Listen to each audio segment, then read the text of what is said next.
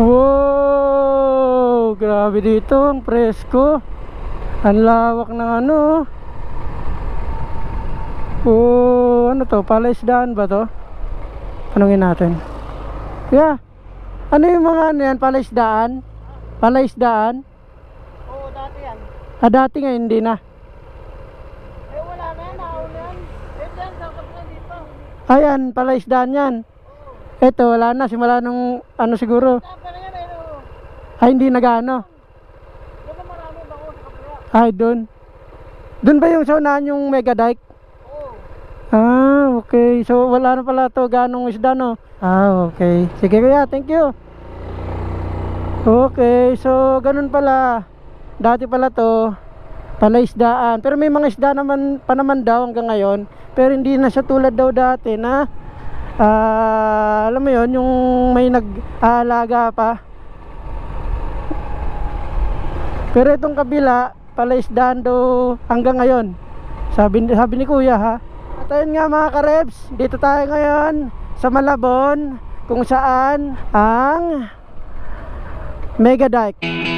Alright, tayo Mega Dike this way. Okay, close 7 PM. So ayan, sa mga pupunta dito, nagsasarado pala dito hanggang 7 PM lang. So ayan, buti na may karatula sila. So sa mga gustong pumunta dito sa Mega Dike, no, nagsasarado sila ng 7 PM. Okay, as of now, dito na tayo. Yan, mukhang may mga pumupunta rin dito. At yan, mga kabahayan. Yan, mga kabahayan dito. Parang nag-reminisce sa akin yung ano yung lugar dun sa amin nung mga bata pa kami. Bata pa ako noon. May lugar sa amin na ganito, hindi pa sementado. Yan, siguro mga elementary pa ako noon. Pag kami pumupunta sa lugar noon, sa inaalagaan ni Papa na na palayan, bukid, naglalakad lang kami. Minsan maputik pag may ulan. Ganitong ganito. Dito pala yung barko ni Lupi Yan, yun, diba? Grabe. Grabe dito. Ay, mukhang sementado na dun sa unahan.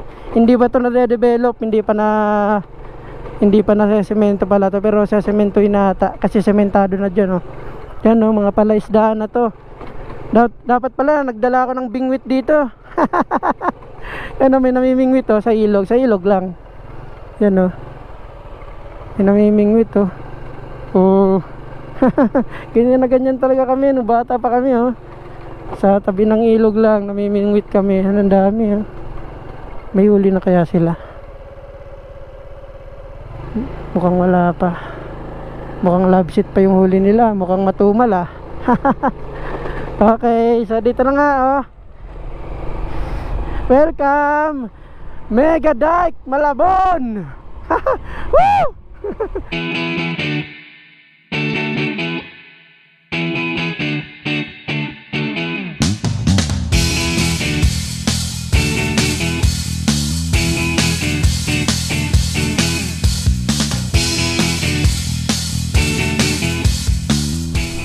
Ay, putik pala.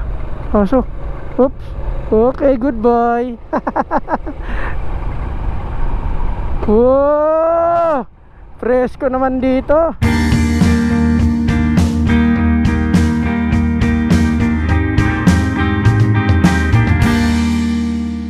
Wow, grabe Parang nasa Palawan lang may mga sila. May mga, ang lawak dito. Tingin ko hindi na pala isdaan to yung ganito kalawak. Yung may mga fishnet lang doon. May mga bakawan. Di ko lang sure kung bakawan yan, Yung nakikita ko lang sa sa mga balita, nakita ko lang sa social media, yung ganyang puno is I think bakawan.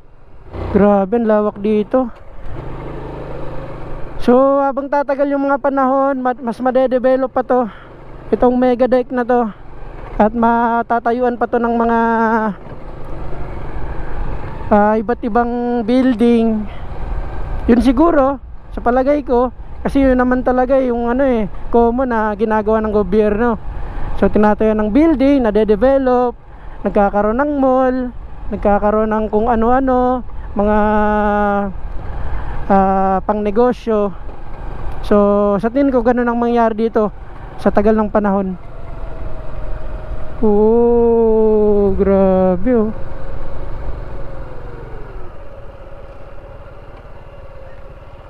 Ano kaya? Pansit? Spaghetti. Ano to kuya? Tubig lang. Ha? Ano to kuya? Palaisdaan yan? Ba't may namimingwit doon? Hindi ba mamingwit? Doon sa nadaanan ko? Ayun dito bawal. Kasi palaisdaan yan. Ay ito open yan.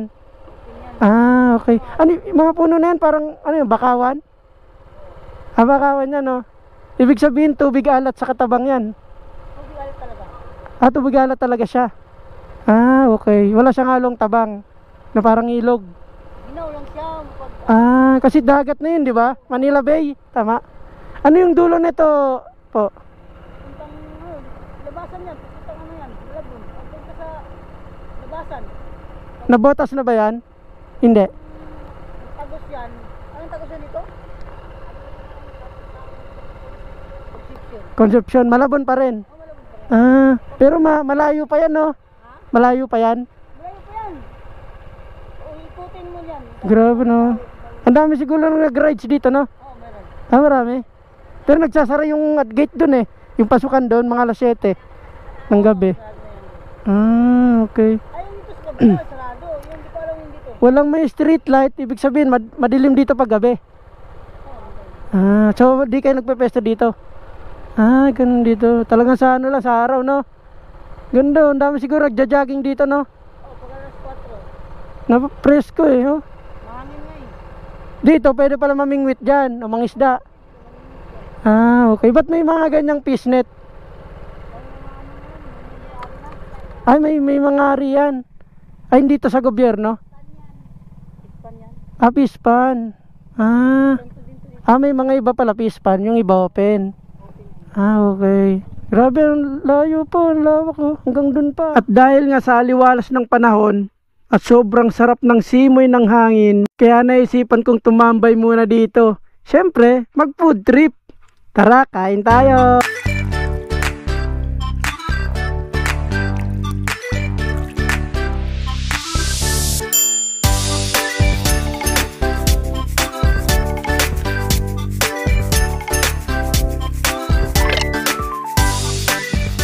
Naliligo ng mga bata Pwede pala maligo dito, sabi nila ate. Yan. Kanina nga nag food trip muna tayo dyan kanina. Pwede daw dito maligo. Yun medyo may mga basura nga lang, pero nililinis na daw to. Kinakadkad na daw yung mga basura dyan, kaya medyo malinis na daw kumpara dati. Tas may mga kabahayan daw dito dati, pinatanggal na, kaya may mga ganyang puno, mga bakawan yan Tas yun daw may mga mga isda, palaisdaan pala yan, pero ito open, pwede daw mamingwit, pwede maligo. Tas yun naman yung nakita natin dun sa bundok na yun kalbo na, wala nang mga puno. Yun pala, dinedevelop na yan, gagawing airport. Gagawin na yung airport, kaya kitang kita dito na may mga bato-bato na, may mga graba, saka mga buhangin. So yan pala yung project dito. Dito tayo galing kanina. So sabi nila ate, paikot lang daw yan hanggang doon. Kung saan tayo pumasok, medyo magkalapit lang yung lalabasan natin dyan.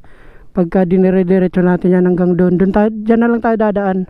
Tuwing umaga daw, marami ditong pumapasok at lumalabas. Mga nakamotor, mga nakakotse, may mga nagja-jogging. So unti-unti na nga raw itong nade-develop. Lalo na daw pag linggo, maraming tao dito hanggang maghapon. Hanggang alas 8 lang daw ng gabi dito, pinagbabawalan na kasi nga, una sa lahat, walang ilaw, madilim dito. Tanging ilaw lang, sinag lang ng ng buwan. Ang sarap lang dito tumambay kasi presko yung hangin. Hindi mo talaga maamoy yung simoy ng dagat. So dagat na nga to. Kala ko kanina tubig tabang saka alat pinagsama, pero hindi. Maalat daw talaga. Maalat pa nga daw kaysa dun sa nasiswimingan natin na beach.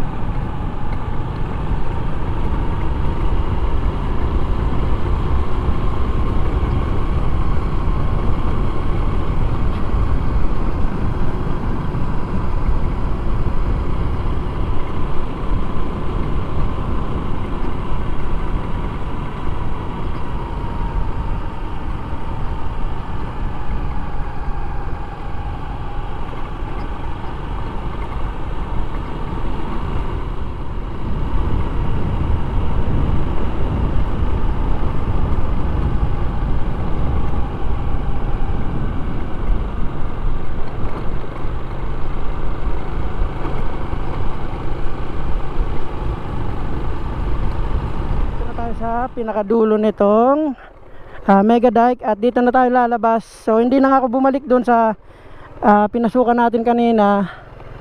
So ito na pala yung itsura ng dulo ng Mega Dike yan, parang na siya, dam. Yan yung pinakadam dito. Okay, so dito na pala yung labasan na yung dulo. At medyo tanghali na nga, mainit na, kaya alis na tayo dito. Yun, ganun din pala dito, hindi pa nasesemento yung dulo, kaya halos parehas lang nung pinasukan natin kanina hanggang dito sa nilabasan natin ngayon. May mga kabahay na rin pala dito. Ito pala yung gate na sinasabi nila doon. Okay. So ito lang yung pinagkaiba dito. Merong gate dito. Dun sa pinasukan natin kanina, open siya. So wala siyang gate, dito lang yung may gate. Kaya yan, hanggang dito na lang ulit ang ating vlog. Ako po si Rebs. Ingat tayo palagi and God bless. Alright.